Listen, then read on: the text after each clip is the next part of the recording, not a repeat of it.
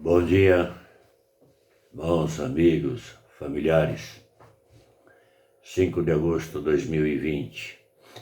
Hoje estaremos encerrando essa série que fizemos sobre o sentido da vida. Nós falamos sobre vários assuntos: pecado, comportamento, relacionamentos, enfim, tudo que aqui na Terra parece que tem sentido, mas é sem sentido. Interessante isso, essa colocação.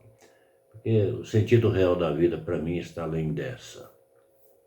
Aqui é uma peregrinação, uma viagem longa, mas que vai nos levar para o fim.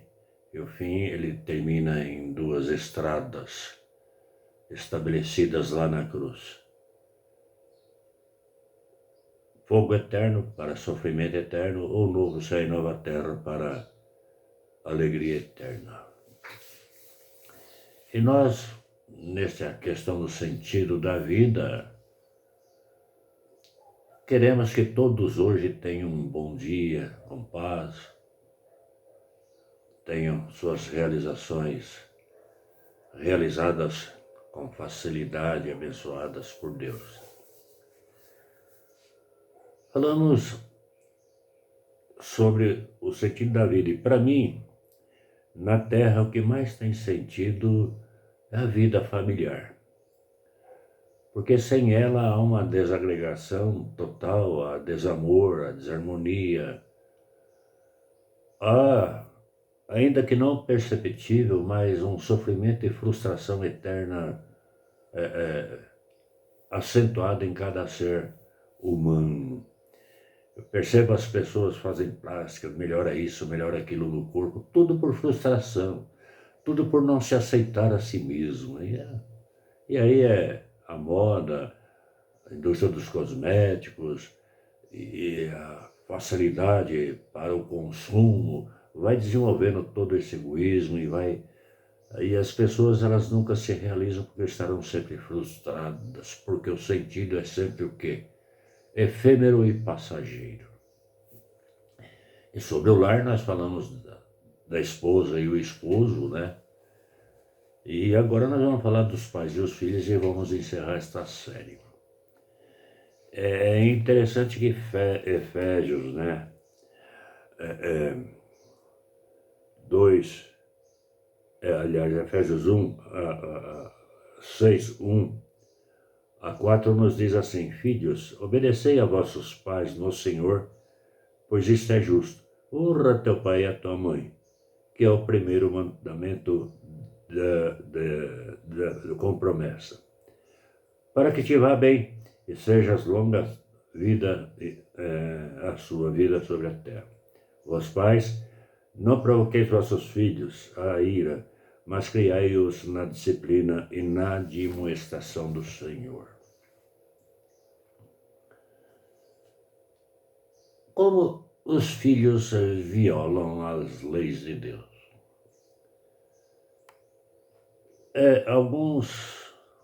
Se você ler Colossenses 3:20, Provérbios 6, 20, 23, 30, 17, alguns filhos têm negligenciado este princípio em nome de outros princípios estabelecidos pelos homens. Um fator importante para uma pessoa ter uma vida bem-sucedida é a sua capacidade de ver a mão de Deus nas suas atitudes. Ações e reações daqueles que executam autoridade sobre sua vida. Então eu percebo assim, muita gente fala, não, mas aquele político é bem sucedido, ele é realizado, é nada. Não é não, se você for entrar no ângulo da coisa, não é mesmo. Mas aquele industrial, ele é escravo do dinheiro e da indústria. Não existe isso. E quando eu falo uma pessoa bem-sucedida aqui, eu estou falando daquela que tem um real sentido da vida. Ele não se entrega a essas coisas. Então, quando a lei da obediência aos pais é violada, Há conflitos dentro da casa. Deixar de reconhecer a autoridade paterna é não reconhecer a autoridade de Deus. Quem resiste à autoridade tem resistido a Deus. É por isso que os homens querem tirar a autoridade paterna. Perceberam?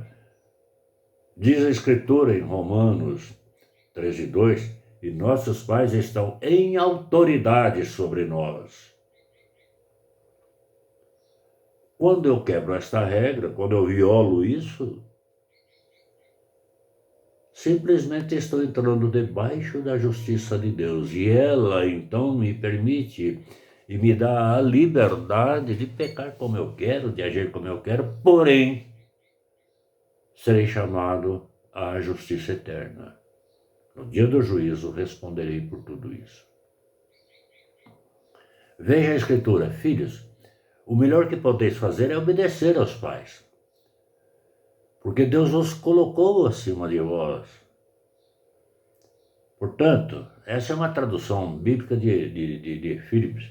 Portanto, a rebeldia para com os pais não é rebeldia contra eles em si, somente, mas contra Deus. Se seus pais, meu caro jovem, não está certo na ordem que lhe dá, lembre-se que Deus está acima de seu pai. Deus é quem há de mostrar a ele a verdade através da sua obediência. Seu pai está nas mãos de Deus, embora talvez não reconheça isso. Eu já pedi perdão para minhas filhas. Todos nós cometemos erros. Já vi muitos pais pedindo perdão aos filhos, porque os pais também erram. Se Deus quer que você faça alguma coisa que seu pai não quer, na hora própria do próprio Deus, ele vai mudar o coração do seu pai. E eu tenho visto isso e sentido isso também. Mas enquanto você não tiver a aprovação de seus pais para qualquer ato, não o faça. Porque a palavra diz, obedecei em tudo. Aqui eu quero abrir um parênteses.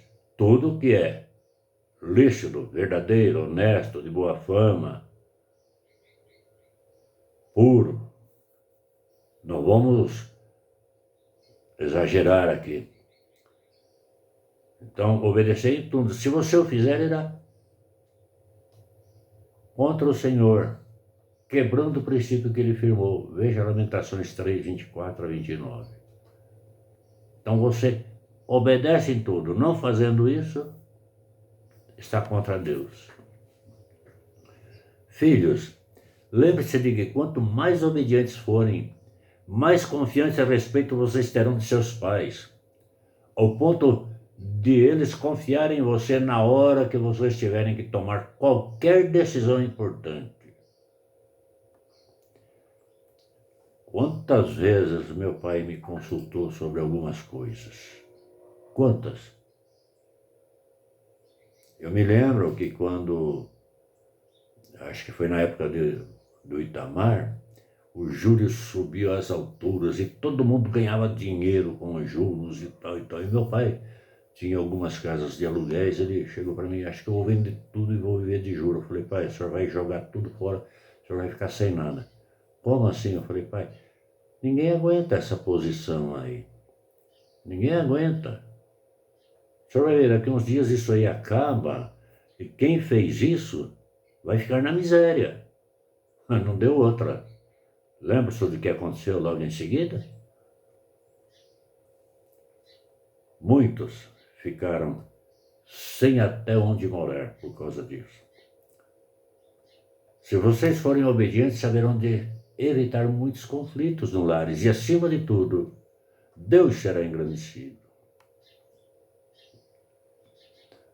Os pais, como eles violam as leis de Deus? Olha o que diz aqui, vós pais não provoqueis vossos filhos à ira, mas criai-os na disciplina e na admoestação do Senhor. Primeiro ponto, para criar um filho na disciplina e na admoestação do Senhor, o pai tem que ser exemplo disso. E segundo, ter um amor quase que incondicional ou incondicional pelo filho e pela esposa.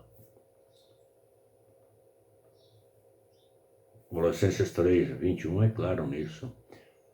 Pais em grande número não têm criado os filhos na disciplina de administração do Senhor. Eles jogam lá um videogame, um desenho, um celular na mão dos filhos e nem se importa com o que eles estão aprendendo através disso. Não criam regras e os filhos vão ficando, se tornando violentos, desobedientes e os pais não sabem o que fazer. O que é que estes desenhos, essas mídias, esses celulares ensinam? De bom, de moral. O desenho mais simples, que parece ser simples, ele está ensinando violência, desenho, vingança, desobediência. Perceba, o mais simples, a porcaria. Então eles têm usado a sua própria disciplina de administração e nós, por nós mesmos, não temos sabedoria para educar nossos filhos no Senhor. Por quê? Porque abandonamos a palavra de Deus. É o próprio Senhor que ensina os pais a criarem seus filhos na sua palavra. É mistério. Os pais procurarem conhecer mais o que Deus estatuiu em sua palavra sobre a educação de filhos. Há tantos filhos mal criados dentro de nossas igrejas que a gente fica até assustado.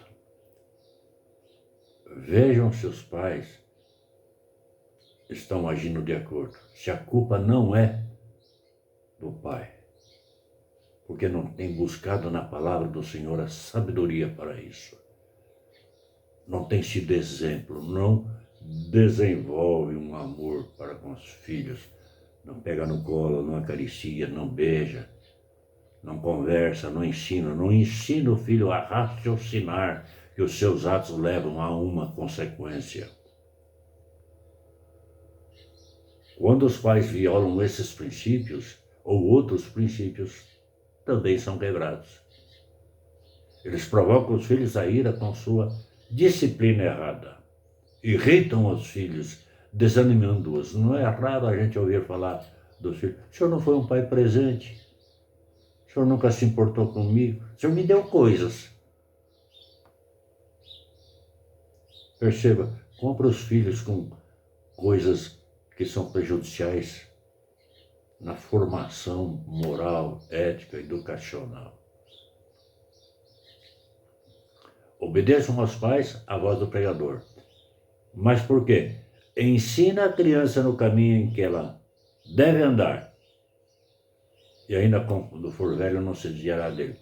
Ora, para eu ensinar a criança no caminho que ela deve andar, isso está lá em Provérbios 22:6, o que é que eu tenho que fazer? Andar com ela no caminho. E aí eu vou mostrando todos os perigos, todas as vantagens do caminho, como ele vai numa direção objetiva, reta para um fim. Então eu estou andando com ela.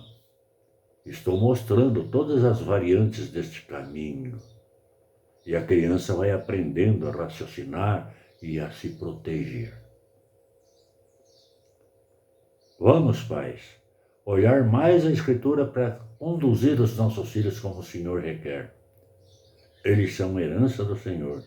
Cuidemos bem de nossa preciosa herança.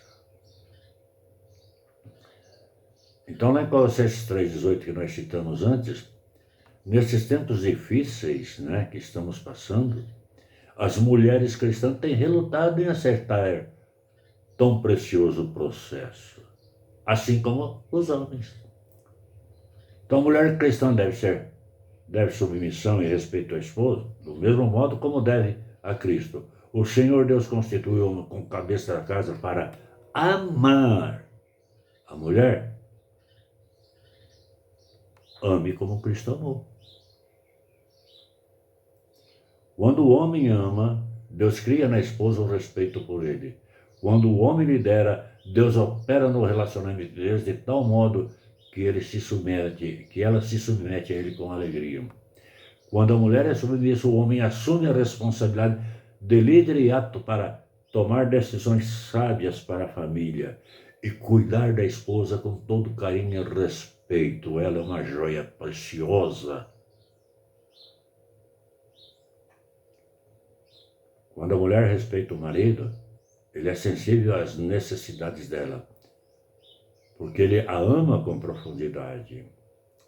A submissão e o respeito sempre devem vir acompanhados do amor do marido e do amor da esposa.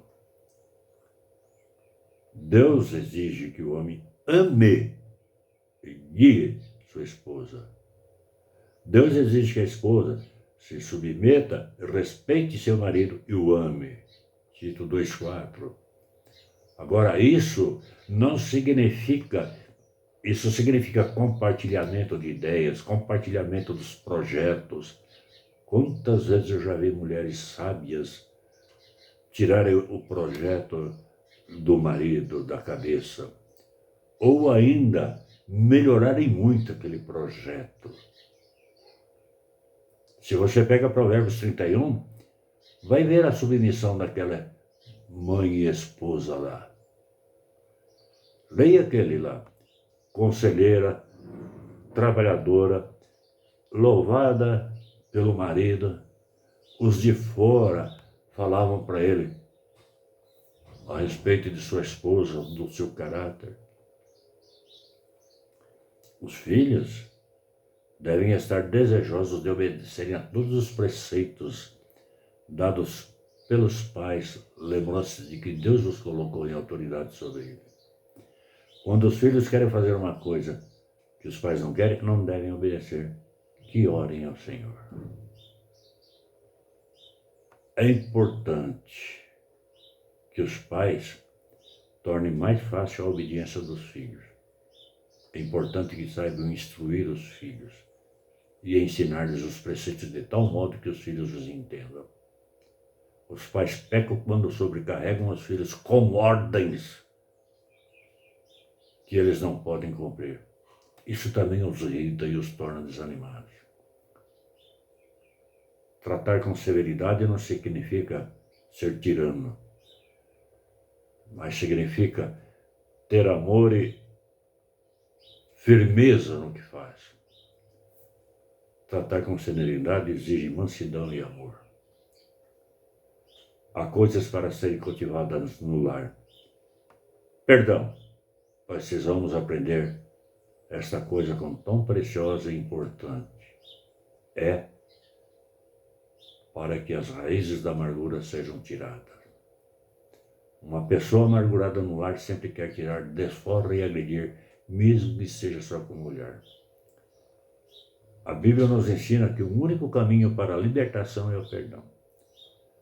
O perdão relaciona com a nossa reação emocional para com o ofensor. O perdão permitirá que tenhamos, depois da ofensa cometida, a mesma liberdade que tínhamos para com eles antes.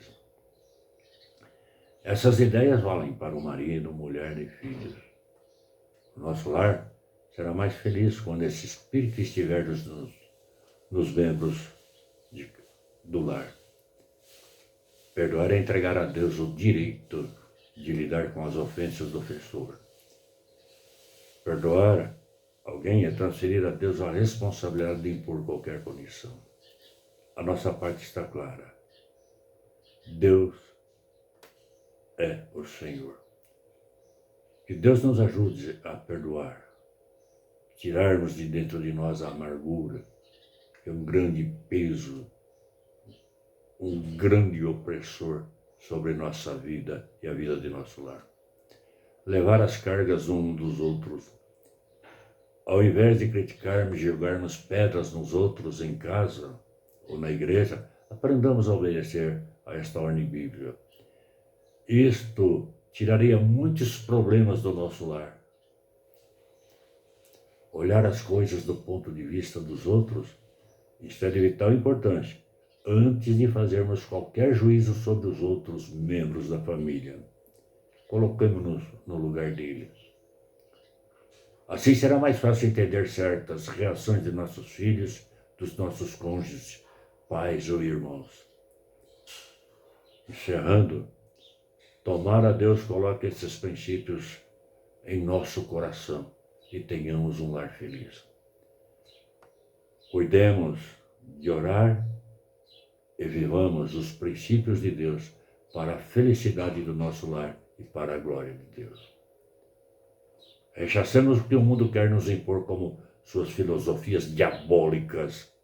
Não nos apeguemos aos preceitos filosóficos, idealistas que eles criam, mas nos apeguemos profundamente aos preceitos do Senhor e vivamos felizes, glorificando o nome do Senhor e com a vida cheia de paz e de harmonia em nosso lar.